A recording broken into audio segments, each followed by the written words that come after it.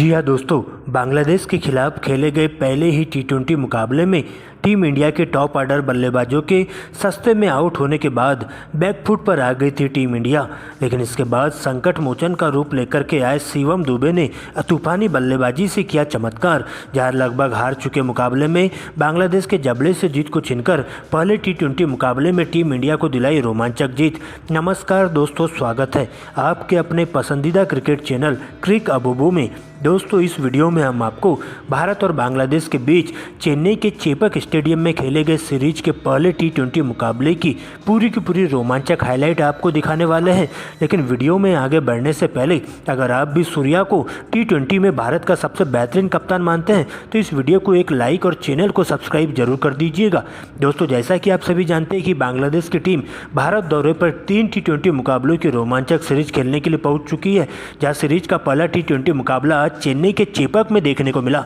यहाँ दोस्तों, team India के कप्तान सूर्य कुमार यादव ने इस मुकाबले में टॉस जीता और टॉस जीतते ही पहले गेंदबाजी करने का फैसला किया, जिसके बाद बांग्लादेश के लिए रनों की बारिश करने के इरादे से टीम के 2 धाकड़ युवा ओपनर बल्लेबाज लिटन दास और तंजीद हसन की एंट्री होती है। तो वही टीम इंडिया के लिए पहले ओवर की गेंदबाजी करने आते बाएं हाथ के तेज गेंदबाज अर्शदीप सिंह, जहाँ पहले ही ओवर की तीसरी गेंद पर जोरदार प्रहार करते हुए तंजीद हसन गेंद को दर्शक दीर्घा के बाहर 100 मीटर के छक्के के लिए भिजवा देते हैं। जबकि दोस्तों, इसी ओवर की अंतिम गेंद पर एक और कवर ड्राइव लगाते हुए 4 रन बटोरते हुए पहले ही ओवर में 10 रन बनाए जाते हैं। लेकिन दोस्तों, इसके बाद दूसरे ओवर की गेंदबाजी करने आते हार्दिक पांड्या, जहां पर लिटन दास के द्वारा पहले ही गेंद पर एक कवर ड्राइव के माध्यम से 4 रन बटोरा जाता है। जबकि दोस्तों, तीसरी और चौथी गेंद पर बैक टू बैक 2 लगातार स्ट्रेट ड्राइव उनके बल्ले से देखने को मिलती है और विस्फोटक शुरुआत दिलाते हुए दोनों ही बल्लेबाज पावर प्ले के दौरान तूफानी अंदाज में चौके छक्के जड़ना शुरू कर देते हैं और भारतीय टीम के तेज गेंदबाजों के धागे खोलते हुए उन्हें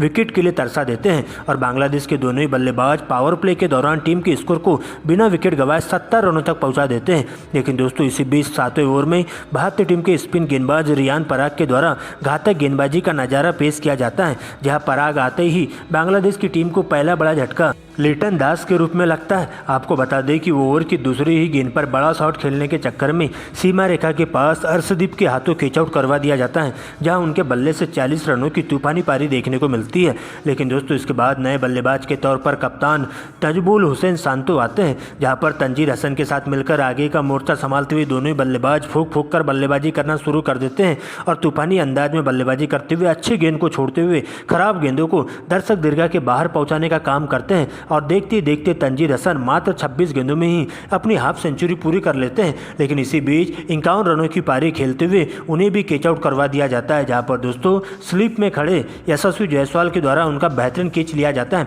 और इस प्रकार से रवि बिश्नोई तूफानी अंदाज में गेंदबाजी करते हुए बांग्लादेश की टीम को दूसरा झटका देते हैं। लेकिन दोस्तों, इसके बाद तौहीद हृदय आते हैं और टीम इंडिया के तेज गेंदबाजों के साथ साथ स्पिन गेंदबाजों का डटकर मुकाबला करते हुए 10 ओवर की समाप्ति में ही टीम के स्कोर को 95 रनों तक पहुंचा देते हैं। हालांकि दोस्तों, 11वें ओवर की पहली गेंद पर टीम को तीसरा बड़ा झटका देखने को मिलता है, जहां पर एक बार फिर से टीम इंडिया के स्पिन गेंदबाज रवि बिश्नोई के द्वारा तीसरा झटका दिया जाता है। तो वही दोस्तों, इसी ओवर की अंतिम गेंद पर साकिब उल हसन भी चलते बनते हैं और मात्र 12 रन बनाकर क्लीन बोल्ड हो जाते हैं। लेकिन दोस्तों, इसके बाद मोहम्मदुल्लाह का साथ देने के लिए नए बल्लेबाज के तौर पर जाकिर अली आते हैं और इसके बाद मोहम्मदुल्लाह के साथ मिलकर आगे का मोर्चा संभालते हुए दोनों ही बल्लेबाज बॉल देखो और बॉल पेलो वाले नियम के तहत बल्लेबाजी करते हुए टीम इंडिया के तेज गेंदबाजों के साथ साथ स्पिन गेंदबाजों के धागे खोलना शुरू कर देते हैं। जहां पर सबसे पहले जाकिर अली 18वें ओवर में 2 लगातार गगनचुंबी छक्के जड़ते हुए पूरी तरीके से भारतीय टीम के गेंदबाजों पर हावी होना शुरू हो जाते हैं। जबकि दोस्तों, 19वें ओवर में मोहम्मदुल्लाह 2 लगातार छक्के और अंतिम 2 गेंदों पर 2 चौके जड़ते हुए 20 रन बटोरते हैं। और इस प्रकार से देखते ही देखते दोनों ही बल्लेबाजों के बीच में एक अर्धशतक की साझेदारी पूरी हो जाती है और टीम का स्कोर तेजी से 200 रनों के नजदीक पहुंचने की कोशिश करता है, जहां मोहम्मदुल्लाह के द्वारा 3 छक्के और 2 चौकों की मदद से मात्र 20 गेंदों में ही 50 लगा दिया जाता है। तो वही दूसरे छोर से उनके साथ कंधे से कंधा मिलाकर चलने वाले जाकिर अली भी मात्र 36 गेंदों में ही अपनी हाफ सेंचुरी पूरी कर लेते हैं और देखते देखते दोनों ही बल्लेबाजों के बीच में एक शतक की साझेदारी भी पूरी हो जाती है। लेकिन दोस्तों, इसी बीच अंतिम ओवर में एक बार फिर से दोनों ही बल्लेबाजों के द्वारा चौके छक्कों की झड़ी देखने को मिलती है। जहां अंतिम ओवर की गेंदबाजी करने आए तेज गेंदबाज अर्शदीप सिंह को टारगेट किया जाता है और पहली 2 गेंदों पर 2 लगातार चौके उनके बल्ले से देखने को मिलते हैं। जबकि दोस्तों तीसरी गेंद पर एक और जोरदार प्रहार करने के चक्कर में मोहम्मदुल्लाह सीमा रेखा के पास कैच आउट हो जाते हैं। लेकिन दोस्तों इसके बाद मेहदी हसन आते हैं, लेकिन इसके बाद अर्शदीप सिंह के द्वारा शानदार कमबैक किया जाता है और अंतिम की 2 गेंदों में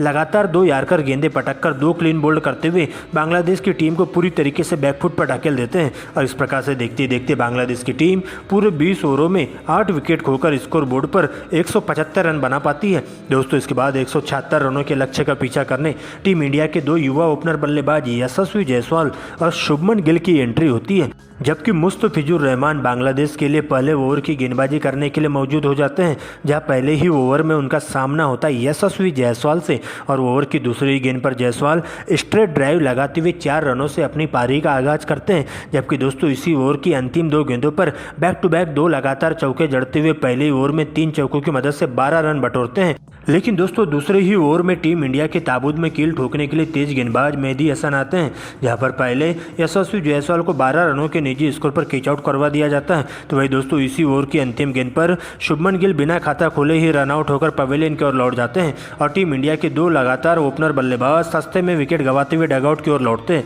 जिसके बाद ऋषभ पंत का साथ देने के लिए कप्तान सूर्य कुमार यादव की एंट्री होती है और इसके बाद दोनों ही बल्लेबाज पहले तो फूंक फूंक कर बल्लेबाजी करते हुए सिंगल डबल के साथ ही टीम इंडिया के स्कोर को आगे बढ़ाने का काम करते हैं। यहाँ पर दोनों ही बल्लेबाज लगातार स्ट्राइक रोटेट करते हुए सूझबूझ भरी बल्लेबाजी का नज़ारा पेश करते हैं और अच्छी गेंदों को छोड़ते हुए खराब गेंदों को बाउंड्री लाइन के बाहर पहुंचाते हुए 6 ओवर की समाप्ति में टीम इंडिया के स्कोर को 55 रनों तक पहुंचा देते हैं। लेकिन दोस्तों इसके बाद 7वें ओवर से दोनों ही बल्लेबाज अपने हाथ खोलते हुए चौके कम और छक्के ज़्यादा लगाना शुरू कर देते हैं। यहाँ पर सबसे पहले 7वें ओवर में ऋषभ पंत के बल्ले से 2 लगातार गगनचुंबी छक्के मुस्तफिजुर रहमान को जड़ दिया जाता है। तो वही दोस्तों 8वें ओवर में सूर्या का बल्ला भी जम के गरजता है और साकिब उल हसन के एक ही ओवर में 2 छक्के और 2 चौकों की मदद से 20 रन बटोर देते हैं और देखते देखते 10 ओवर की समाप्ति में टीम इंडिया का स्कोर 2 विकेट खोकर 89 रनों तक पहुंच जाता है। हालांकि दोस्तों इसके बावजूद भी दोनों ही बल्लेबाज यही नहीं रुकते हैं और इसके बाद तो बॉल देखो और बॉल पेल वाले नियम के तहत बल्लेबाजी करते हुए दोनों ही बल्लेबाजों के बीच में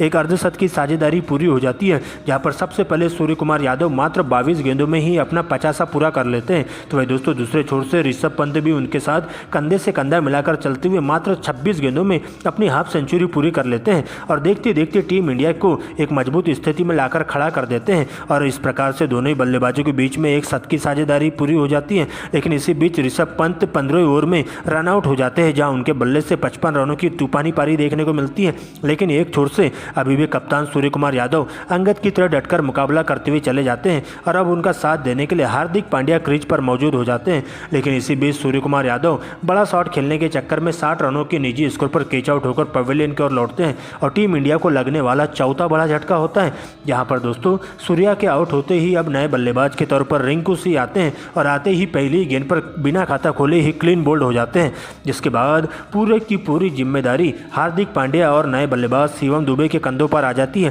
क्योंकि अब अंतिम के 4 ओवरों का खेल शेष बचा रहता है और इन 4 ओवरों में टीम इंडिया को 50 रनों की दरकार होती है। जिसके बाद दोनों ही बल्लेबाज आतिशी बल्लेबाजी करते हुए चौके छक्के लगाना शुरू कर देते हैं और पूरी तरीके से बांग्लादेश के गेंदबाजों के धागे खोलना शुरू करते हैं। यहाँ पर सबसे पहले 18वें ओवर में मुस्तफिजुर को टारगेट किया जाता है और शिवम दुबे इसी ओवर में 3 लगातार चौके और अंतिम गेंद पर छक्का जड़ देते हैं। जबकि दोस्तों 19वें ओवर में हार्दिक पांड्या के द्वारा भी 2 लगातार चौके और अंतिम गेंद पर छक्का जड़ दिया जाता है और इस प्रकार से इस मुकाबले में टीम इंडिया को जीत की दहलीज पर लाकर खड़ा कर दिया जाता है। लेकिन दोस्तों इसी बीच अंतिम ओवर का खेल शेष बचा रहता है, जहां अंतिम की 6 गेंदों में टीम इंडिया को इस मुकाबले में जीत हासिल करने के लिए 18 रनों की दरकार होती है। लेकिन पहली ही गेंद पर हार्दिक पांड्या चौका बटोर लेते हैं और दूसरी गेंद पर सिंगल लेते हुए शिवम दुबे को स्ट्राइक देते हैं। जिसके बाद सर पर कफन बांध कर क्या है शिवम दुबे अपने ही अंदाज में इस मुकाबले को फिनिश करते हैं। यहाँ पर शिवम दुबे के द्वारा अंतिम 2 गेंदों पर 2 लगातार छक्के जड़ दिए जाते हैं और इस प्रकार से लगभग हार चुके मुकाबले में